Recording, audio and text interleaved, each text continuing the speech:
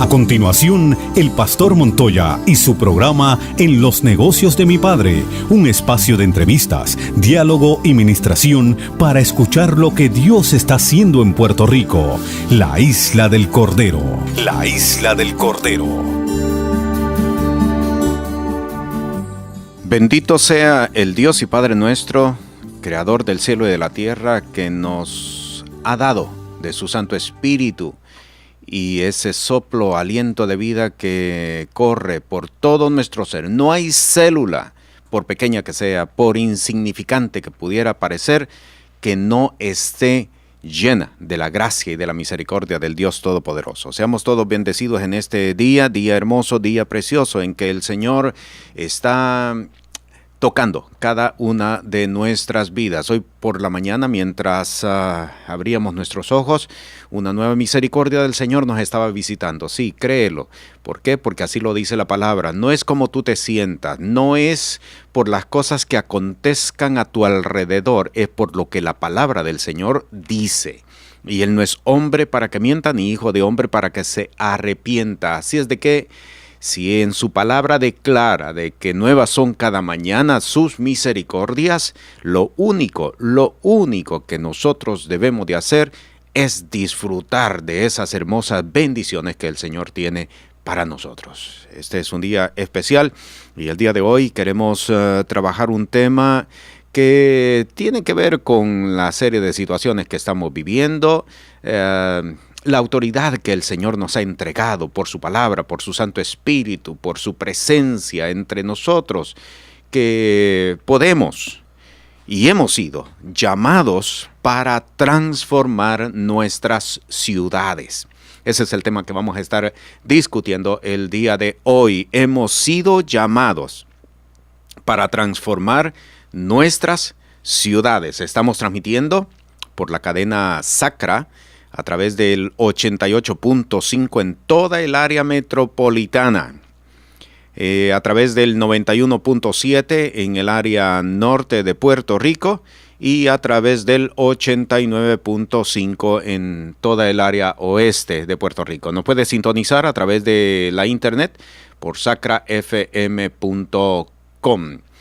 Si quiere enviar algún mensaje de texto, puede hacerlo a través del 787-478-2577. Hemos sido llamados para transformar nuestras ciudades. ¿Podemos hacerlo?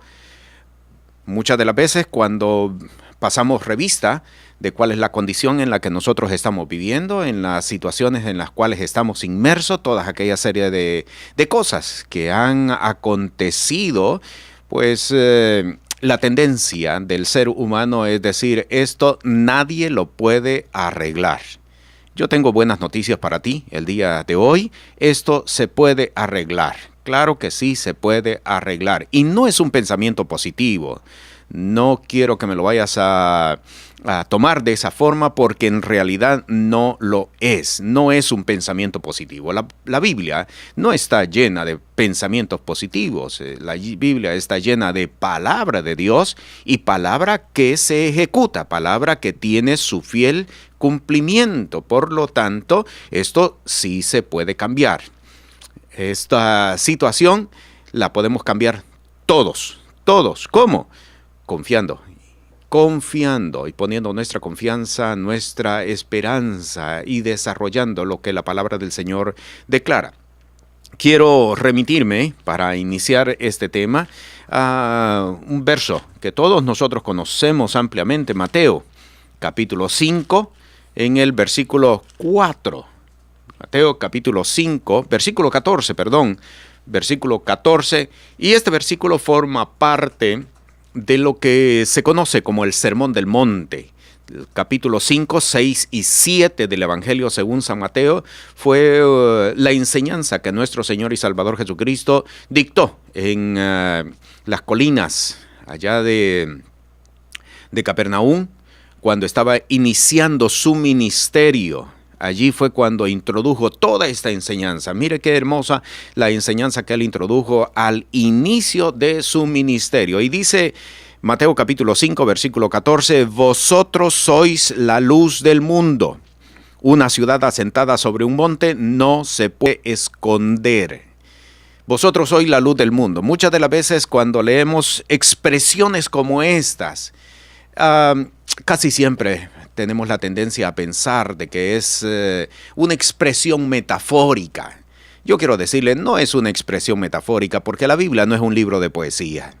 La Biblia no es un libro de poemas. No es para que suene bonito, ni es para adornar la expresión humana. Cuando él dice que vosotros sois la luz del mundo, no estaba hablando en alegoría, no estaba hablando metafóricamente, estaba declarando realmente y espiritualmente cómo es que nosotros somos introducidos y cómo somos presentados en el mundo espiritual. Y nosotros somos, dice la palabra, la luz del mundo. Una ciudad asentada sobre un monte no se puede esconder. Por lo tanto, entonces, basado en este versículo, podemos entender que nosotros somos llamados para transformar nuestras realidades. No importa, y voy a volverlo a repetir, no importa cuán complicadas, cuán difíciles, cuán en contra pudieran parecer, estamos y tenemos la capacidad para poder transformar nuestras realidades. Porque usted se imagina, durante una noche oscura, por muy oscura que sea, si aquella ciudad asentada sobre un monte enciende todas sus luces, inmediatamente toda el área circunvecina pues va a gozar de ese beneficio de la luz que emite aquella ciudad.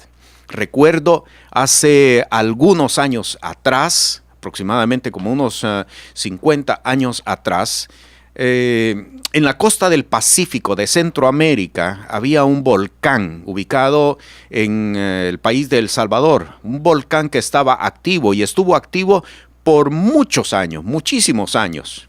Se apagó hace aproximadamente, si yo no estoy mal en mis números, aproximadamente como unos 50, 60 años atrás aproximadamente. Este volcán, de nombre Izalco, era conocido en todo el Pacífico como el Faro de América. El Faro, así era conocido. Los navegantes que corrían por todas esas aguas no tenían necesidad de un faro construido, me refiero a un faro construido por el hombre, porque aquel volcán les daba la instrucción o la dirección. Ellos sabían dónde se encontraban y precisamente por esa razón lo llamaron como el Faro de América. Déjeme decirle que en medio de una noche oscura, una luz se convierte en una luz bien brillante. Entre más oscura sea la noche, por pequeña que sea la luz, brilla y puede descubrirnos y darnos dirección, como el caso que le estoy presentando de este volcán, hoy extinto, volcán de Izalco. A esto se estaba refiriendo el Señor Jesucristo cuando dice: vosotros sois la luz del mundo. Somos llamados para dar dirección, somos llamados para dar ubicación, somos llamados para establecer dirección a aquellos que están perdidos, aquellos que están extraviados, aquellos que no tienen rumbo en su vida. Pero luego en el mismo versículo dice: una ciudad asentada sobre un monte no se puede esconder, a menos que por la noche se apaguen todas las luces. Definitivamente que si se apagan todas las luces, aquella ciudad se va a esconder. En tiempos de guerra, de hecho, en tiempos de guerra, cuando naciones han estado en guerra, pues una estrategia para esconderse es precisamente apagar las luces. Pero de lo contrario, si no se apagan las luces, aquella ciudad se convierte en una señal de dirección, en una señal que puede transformar la condición, la vida, el ambiente de cada persona o de cada lugar que está alrededor, circundante a aquella ciudad. Una ciudad asentada sobre un monte no se puede esconder. Y quiero decirle algo, y esta es la buena noticia que yo le tengo: no importa cuán difícil, cuán complicada sea nuestra condición, nuestra situación, nuestra crisis, no importa, hemos sido llamados para transformar nuestras ciudades. Alguien se podría estar preguntando, y con justa razón, ¿por qué entonces no hemos podido transformar nuestras ciudades? ¿Por qué entonces no hemos podido hacer nada a pesar de que tenemos el conocimiento, a pesar de que tenemos la definición de qué somos y quiénes somos y el poder que nosotros tenemos? Yo quiero compartir en este momento 3 consejos que la palabra nos otorga del por qué no hemos podido transformar nuestras ciudades, por qué no hemos podido hacer mayor cosa, por qué no hemos podido alterar inclusive hasta los eventos que acontecen a nuestro alrededor, porque no los hemos podido ni siquiera alterar. Y lo primero de ello, yo quiero ir al Antiguo Testamento en el libro de Éxodo, capítulo 14, versículos 14 al 16, para leerles una historia en la vida de Moisés cuando está dirigiendo al pueblo. Acaba de salir de Egipto y se encuentra de momento ante un mar y los egipcios que los han cercado, no tienen escapatoria. Pero sin embargo, Moisés dice en el versículo 14, Jehová peleará por vosotros y vosotros estaréis quedos. Vea la convicción que este hombre tiene. Ha visto ya por un espacio de tiempo 10 plagas que han venido para castigar a Egipto, a Faraón particularmente, pero para él han sido 10 formas en que Dios ha manifestado su poder en medio de su pueblo. Por eso ahora él tiene una convicción: Jehová peleará por vosotros y vosotros estaréis quedos. Pero como siempre está de por medio la presencia humana, esa humanidad débil, frágil, entonces Jehová dijo a Moisés, versículo 15, entonces Jehová dijo a Moisés, ¿por qué clamas a mí? ¿Por qué clamas a mí? Di a los hijos de Israel que marchen. Y mire el versículo 16, y aquí está lo que yo quiero destacar. Y tú alza tu vara y extiende tu mano sobre la mar y divídela, y entren los hijos de Israel por medio de la mar en seco. Moisés tenía una convicción basada en lo que había visto de parte de Dios, una obra sobrenatural a partir de la primera plaga, 10 plagas que agobian a Egipto, que agobian a Faraón. Moisés ha podido ver en medio de esas plagas el poder sobrenatural de parte de Dios. Pero está esta humanidad frágil y de momento él comienza a clamar. Comienza a clamar asustado, afligido. Si bien es cierto, nos libró allá en Egipto, ¿nos podrá librar una vez más? Esa es la pregunta que está internamente en el corazón de Moisés.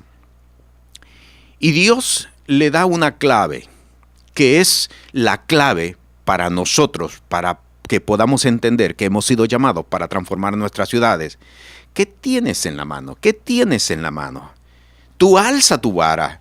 ¿Te has olvidado que todas las veces que interveniste en Egipto, lo que usaste fue tu vara? ¿Te olvidaste de que yo te entregué esa vara no como adorno, no como apoyo? Te la entregué como una señal, como un instrumento de autoridad.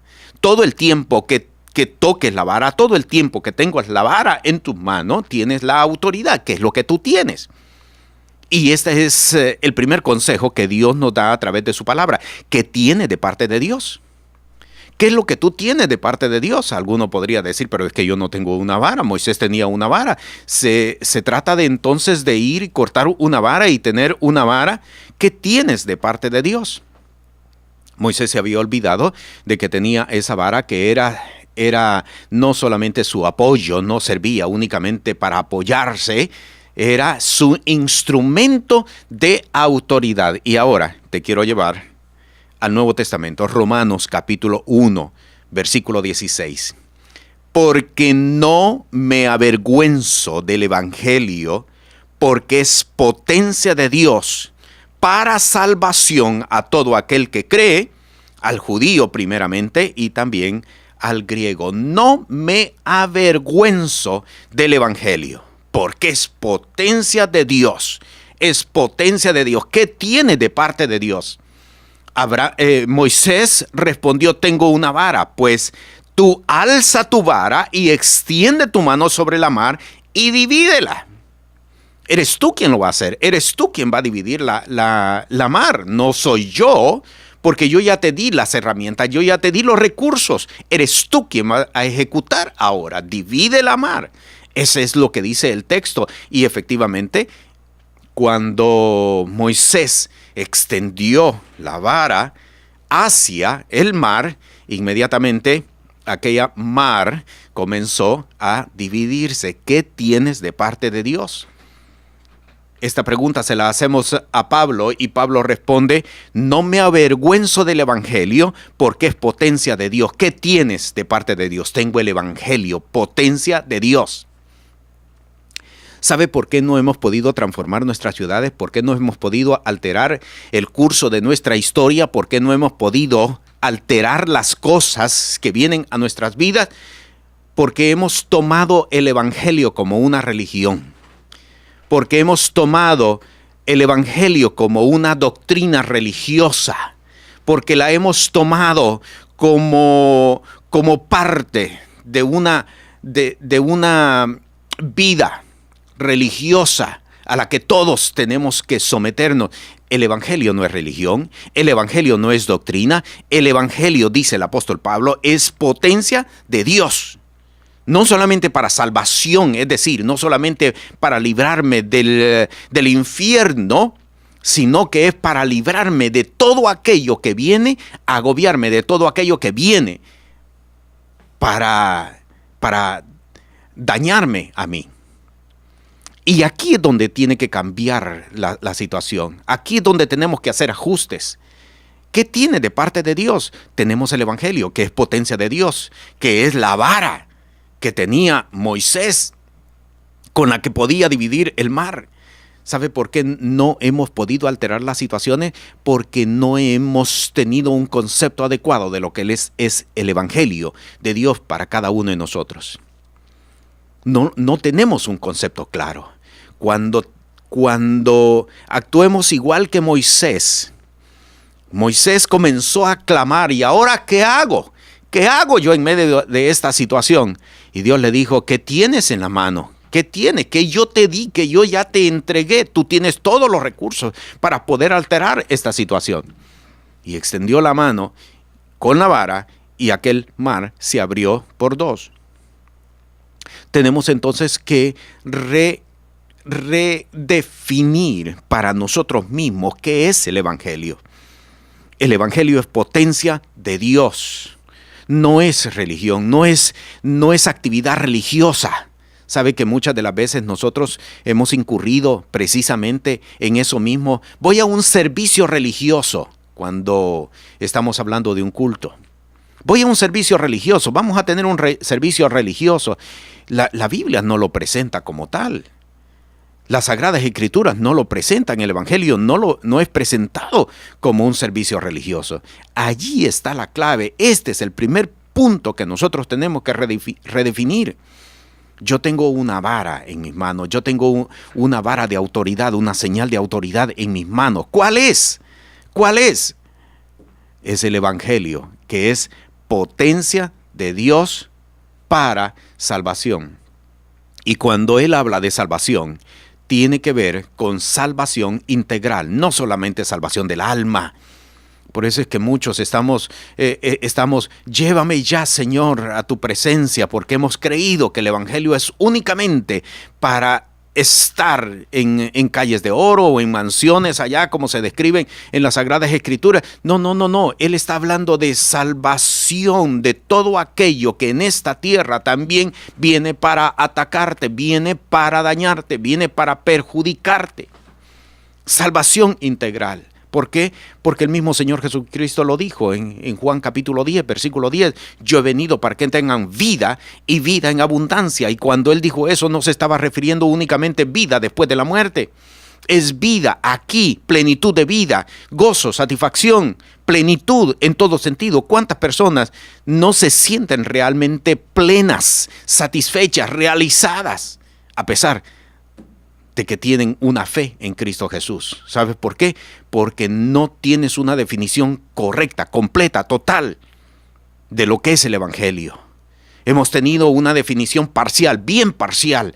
El Señor me quiere salvar del infierno, y eso es lo único que nosotros hemos creído de que es el Evangelio. El Evangelio es poder y potencia de Dios para salvación a los que creen aquí, cuando estamos aquí en esta tierra. ¿Podemos transformar? Sí, podemos transformar. ¿Podemos alterar nuestras realidades? Sí, podemos alterar nuestras realidades. ¿Cuándo? Cuando nosotros tengamos un concepto total, pleno de lo que es el Evangelio. El Evangelio no es únicamente para débiles. Muchas personas no vienen al Evangelio precisamente porque creen que el Evangelio es un signo de debilidad. Si yo me convierto, vengo a presentarme como una persona débil. ¿Cuándo? ¿Dónde dice eso? Cuando en realidad las Sagradas Escrituras presentan el Evangelio como para aquellos que luchan, para aquellos que pelean, para aquellos que arrebatan el reino de los cielos. El reino de los cielos sufre violencia, dijo el Señor Jesucristo, y los valientes. ¿Para quiénes es el Evangelio? Para los valientes. ¿Dónde has visto, dónde has leído que el Evangelio es para los débiles, para los que no tienen nada, para los que no tienen mayor realización o mayor futuro en esta vida? Es para los valientes, para aquellos que tienen un concepto adecuado de lo que es el Evangelio.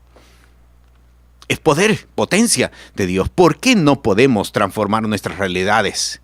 ¿Por qué, a pesar de que tenemos convicciones y de que hemos estado buscando al Señor por espacio de ya tal vez algún tiempo, no veo mayores cambios, no veo mayores realizaciones? ¿Sabe? Aquí está la clave, aquí está el primer paso. No tenemos una definición correcta, completa, total de lo que es el Evangelio. ¿Qué tienes en la mano?, le dijo Dios a Moisés. ¿Qué tienes en la mano? Yo ya te entregué el recurso para que tú puedas resolver esta situación. Y si usted se da cuenta, no solamente la vara le sirvió a Moisés para agobiar a Faraón por medio de las 10 plagas, sino que le sirvió durante todo el tiempo que tuvo aquella vara. 40 años en el desierto le sirvió para eso. Le servía para golpear la piedra y que manara agua de allí. Le servía para alzar las manos y para poder vencer a los ejércitos enemigos. Te di ya el recurso. ¿Qué tienes en la mano? ¿Qué tienes de parte de Dios? Y yo tengo que responder hoy.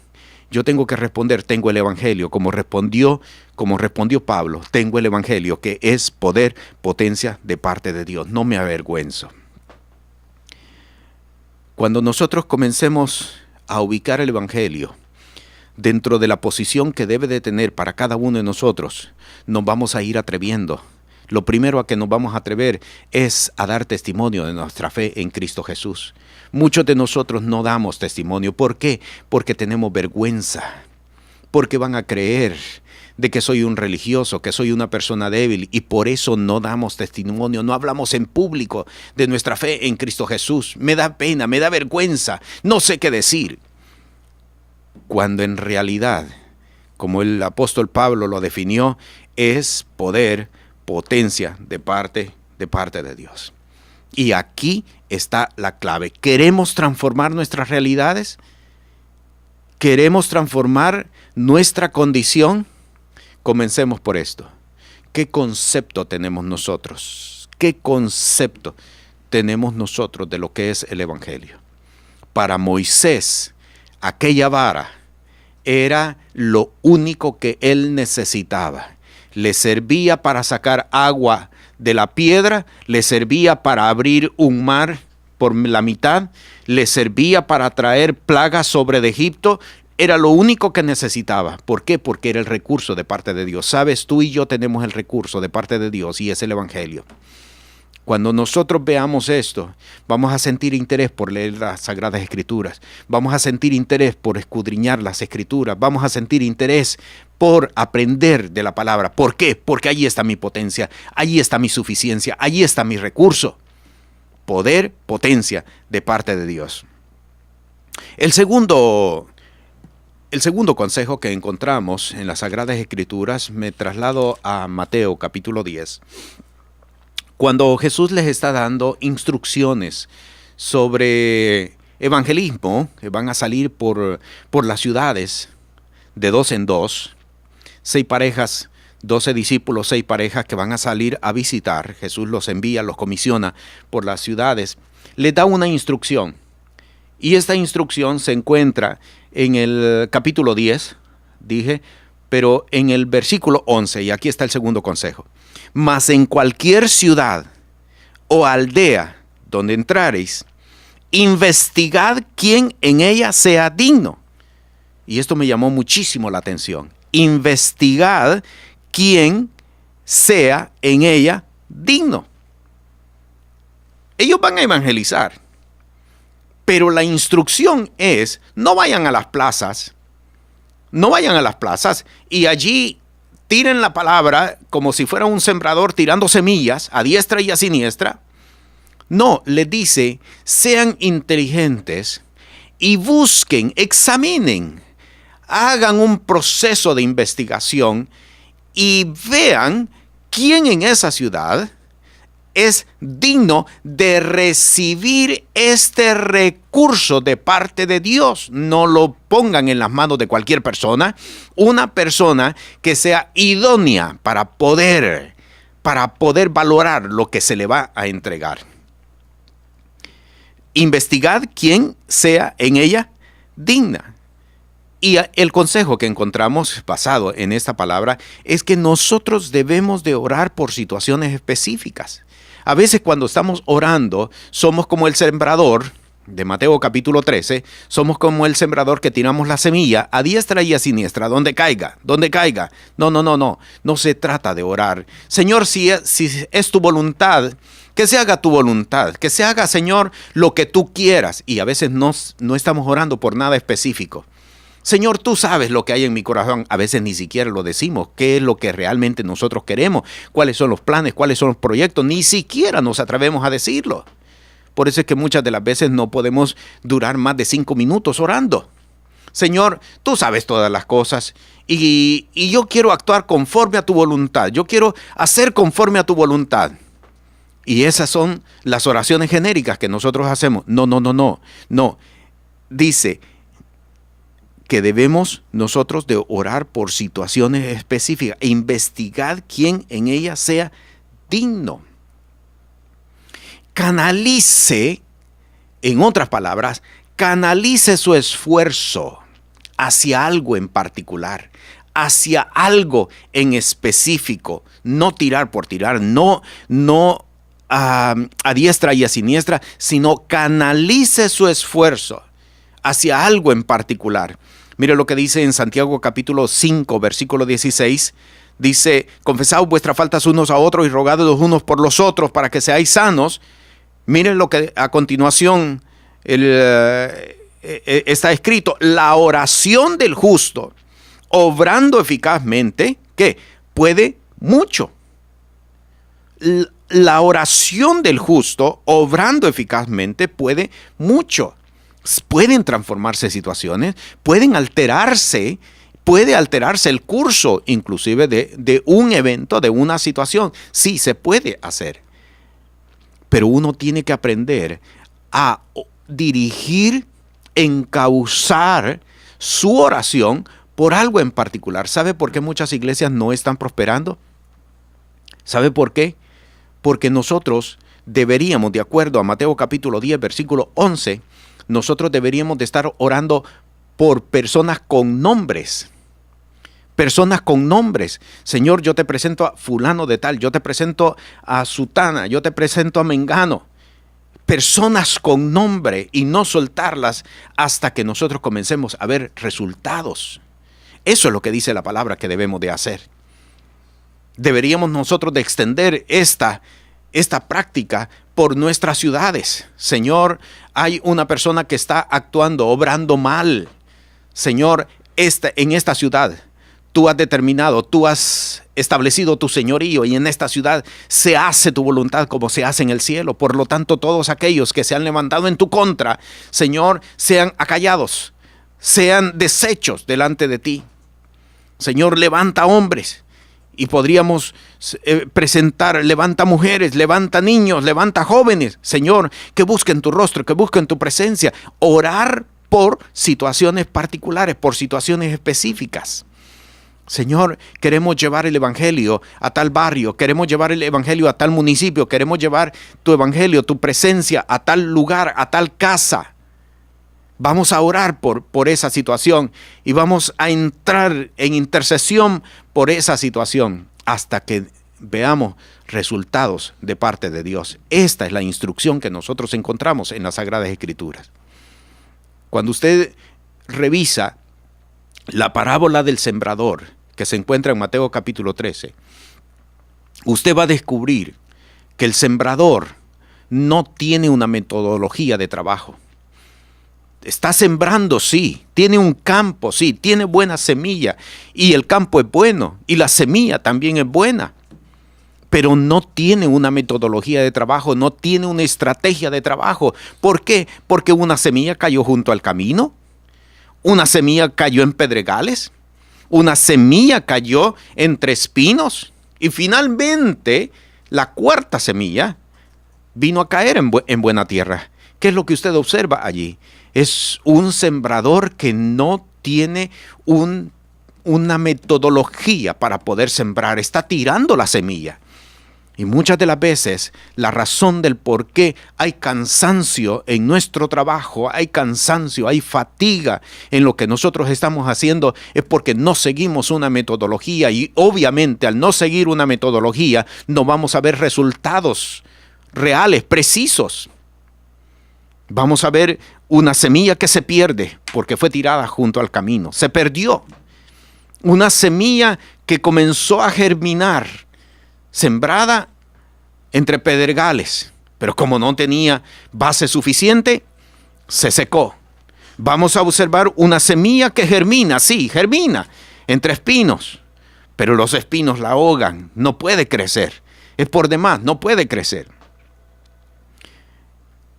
El sembrador de Mateo capítulo 13 necesitaba tener una metodología para poder trabajar, para poder producir, para poder aprovechar no solamente el buen terreno, sino que también aquella buena semilla que él tenía. Tenemos que encauzar nuestros esfuerzos sobre situaciones específicas, enfocarnos en situaciones específicas, lugares específicos, regiones específicos. Y estar orando por ellos, hasta que nosotros comencemos a ver resultados. Esto es lo que nos está indicando la palabra. La oración del justo, obrando eficazmente, puede mucho. Lo que está diciendo entonces es que sí se puede alterar una situación, sí se puede transformar una situación. Otro pasaje que encontró en 1 de Timoteo, capítulo 2, versículo 8, y este es un pasaje que muchos lo conocemos, me atrevo a decir que algunos hasta de memoria. Capítulo 2 de 1 de Timoteo, versículo 8. Quiero pues que los hombres oren en todo lugar, levantando manos limpias, sin ira y sin contienda. Usted, al leer esta palabra, definitivamente que va a recordar el momento aquel cuando Moisés estaba en el monte orando porque Josué estaba peleando en el valle contra los amalecitas. Y el relato dice que cada vez que Moisés levantaba y mantenía sus manos en alto, el pueblo, es decir, Josué, prevalecía sobre el ejército enemigo. Pero cuando Moisés se cansaba y bajaba los brazos, sucedía todo lo contrario. Los amalecitas prevalecían sobre Josué. Basado en esa palabra es que el apóstol Pablo escribe a Timoteo en el capítulo 2, versículo 8, quiero que los hombres oren en todo lugar, levantando manos limpias, sin ira y sin contienda.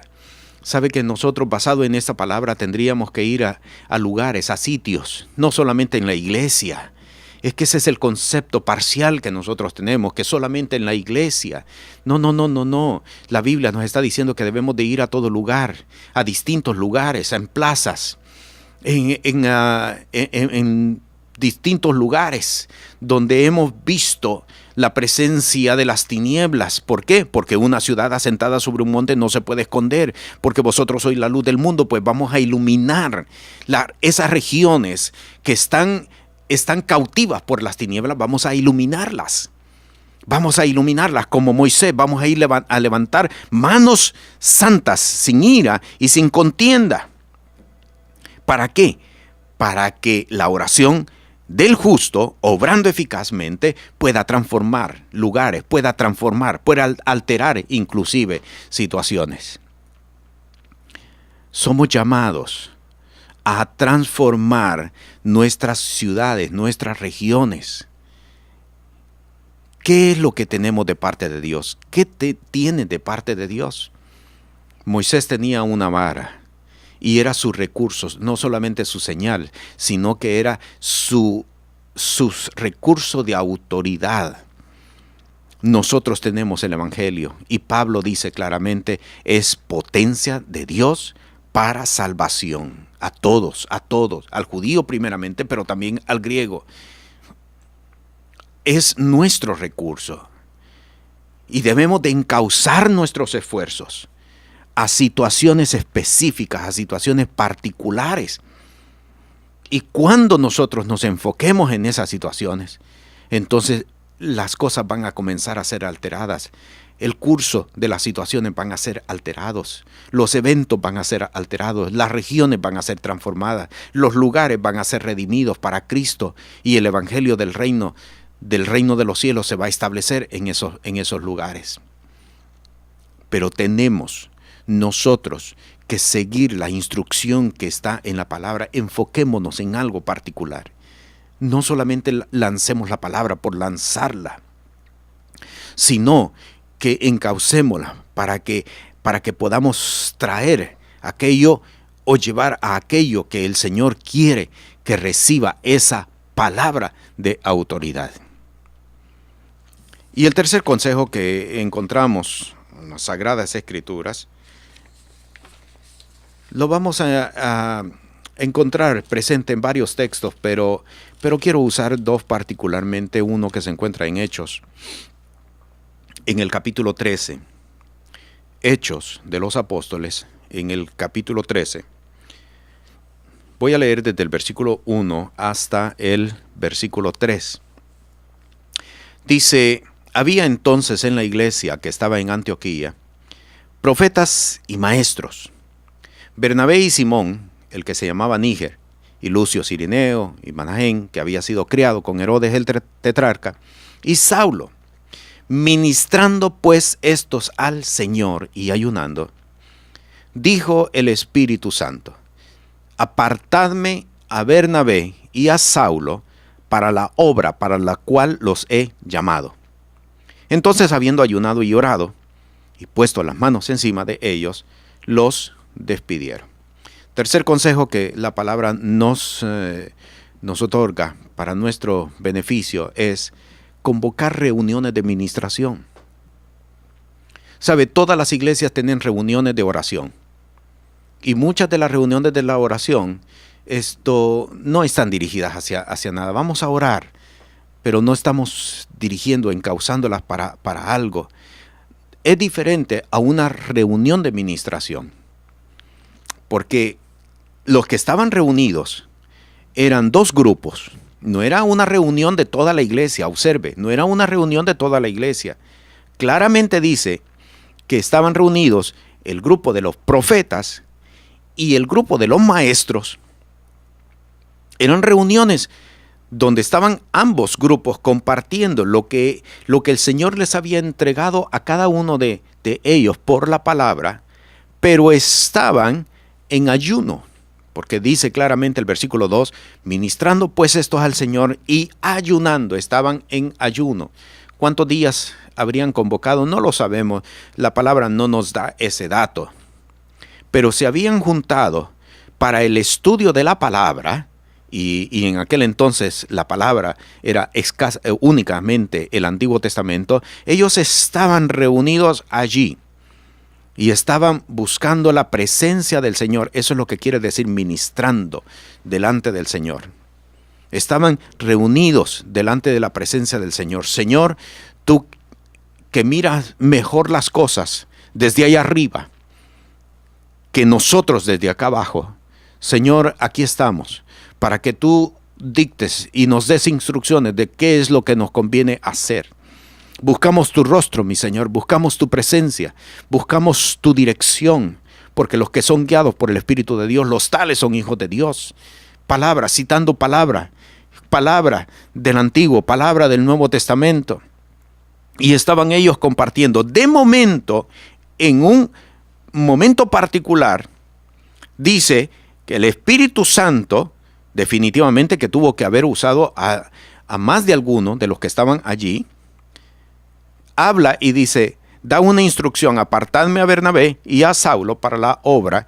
Y nosotros sabemos perfectamente que a partir de ese instante surgieron los viajes apostólicos. No me gusta decir viajes misioneros.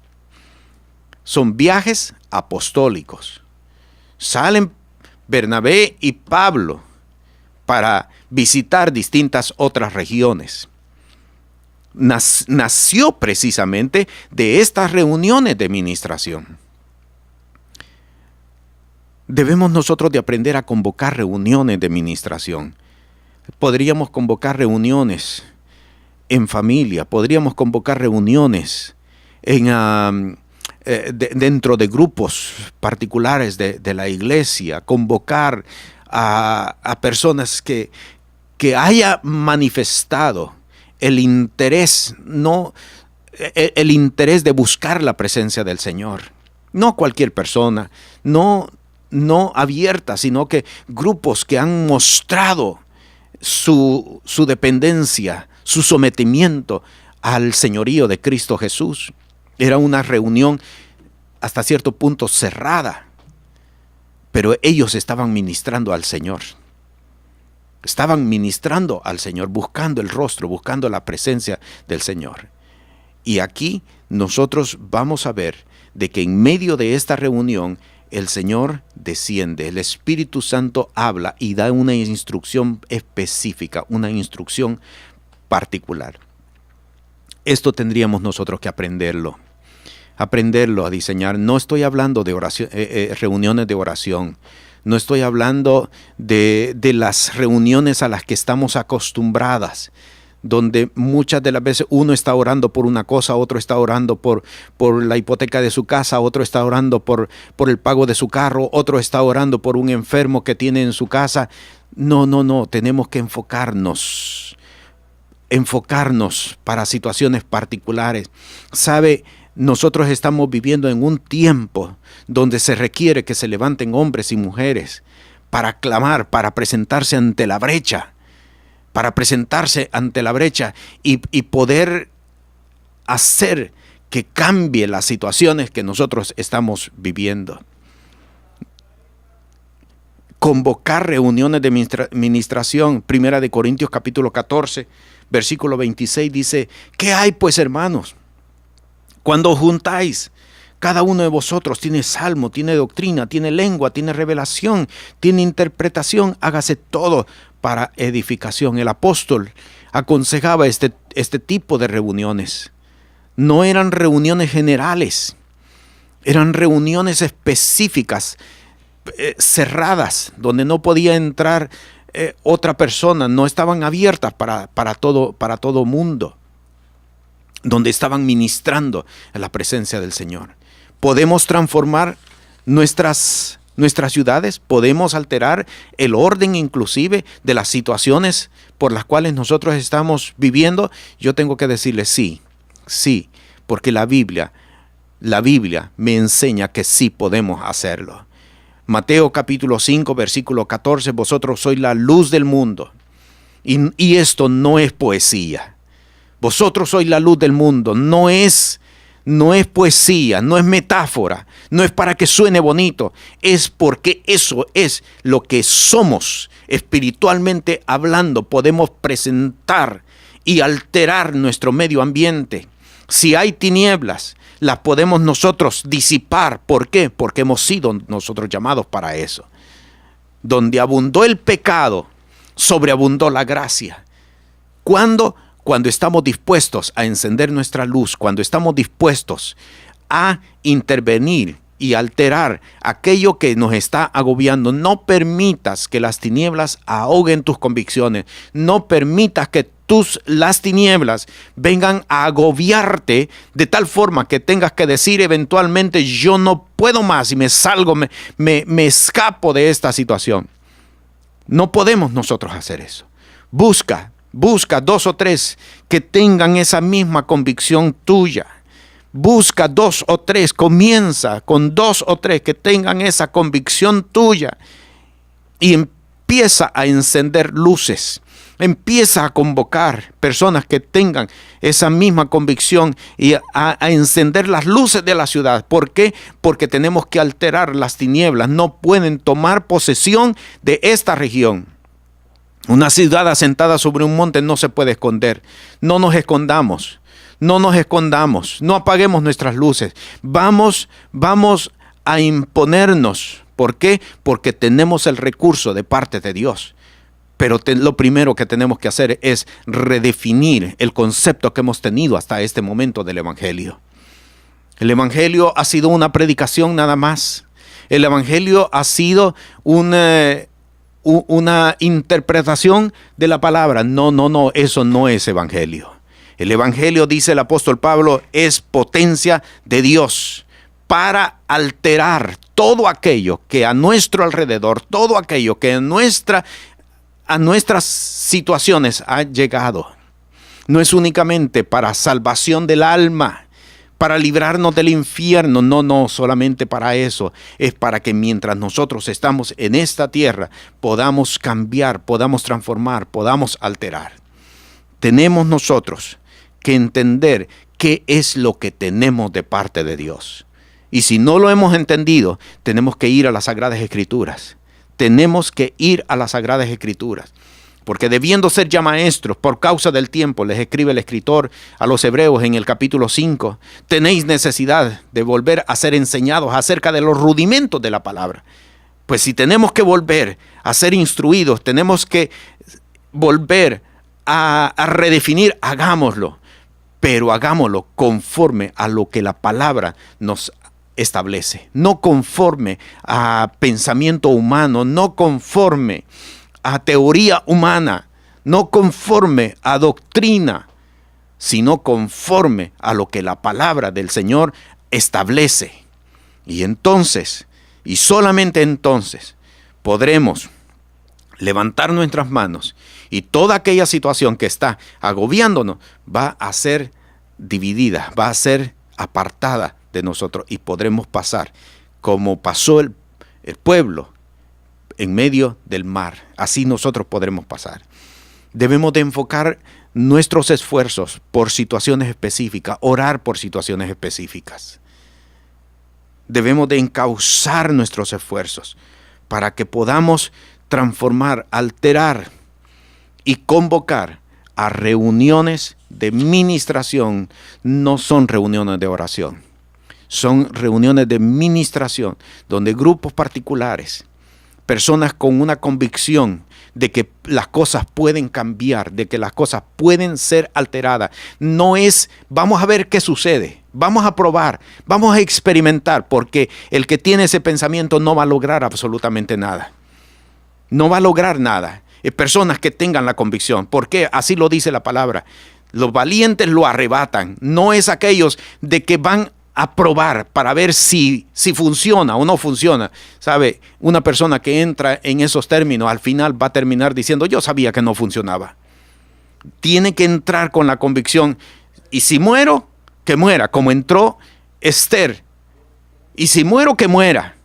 Pero yo voy a vivir conforme a la convicción que tengo de parte del Señor. Convicción basada en las Sagradas Escrituras. Y entonces, y solamente entonces, comenzaremos a traer la presencia del Señor a nuestras regiones y a transformarlas. No importa cuán difícil, cuán complicadas parecieran ser, no importa lo que los más versados en la materia pudieran estar diciendo, esto nadie lo compone. Yo sé quién lo puede componer. Yo sé quién lo puede resolver. Traédmelo aquí. Traédmelo aquí. Yo sé. ¿Por qué? Porque yo he depositado mi confianza en el Señor. Y solamente entonces el Señor va a comenzar a cumplir esa palabra. Venga tu reino. Hágase tu voluntad en esta tierra como se hace en el cielo. Padre, esta tarde estoy delante de tu presencia, mi Señor, dándote la gracia, Señor, porque en medio de las situaciones, tú me enseñas que yo estoy colocado sobre de un monte. No estoy en un valle, no estoy en una cueva, estoy sobre de un monte. Y te pido perdón, mi Señor, si a pesar de que he estado sobre de un monte no he podido encender mi luz y he tenido miedo. Pero este día, Señor, yo te digo como dijo el apóstol Pablo, no me avergüenzo del Evangelio.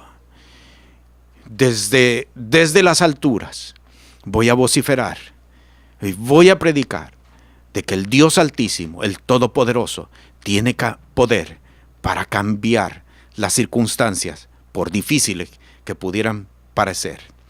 Y Padre, yo te pido, oh Dios, que en este tiempo se levanten hombres y mujeres como Gedeón, como Débora, como Esther, que se levanten, Dios eterno, hombres y mujeres que digan, Señor, en Jehová haremos proezas. Hombres y mujeres para cumplir la petición de nuestro Señor y Salvador Jesucristo, que dijo, orad pues para que el Señor envíe obreros a su mies. No es que no había, es que los que habían no tenían la suficiente convicción para obrar conforme a la visión que Él había presentado. Y eso es lo que estoy orando en este instante, Señor. Que se levanten hombres y mujeres, que empiecen a convocar, oh Dios, y que comiencen a decir, encendamos las luces de la ciudad. ¿Por qué? Porque las tinieblas han tomado lugar, cuando en realidad soy yo el que debo de ocupar esa posición. Te lo pido, mi Señor, en el nombre precioso y poderoso de Cristo Jesús, Señor y Salvador. Amén. Este ha sido su programa En los Negocios de mi Padre. En los Negocios de mi Padre. Con el pastor Pedro Montoya. Puede comunicarse con nosotros al 798-8850, 798-8851, 946-8850 o vía correo electrónico sacrafmpr@gmail.com.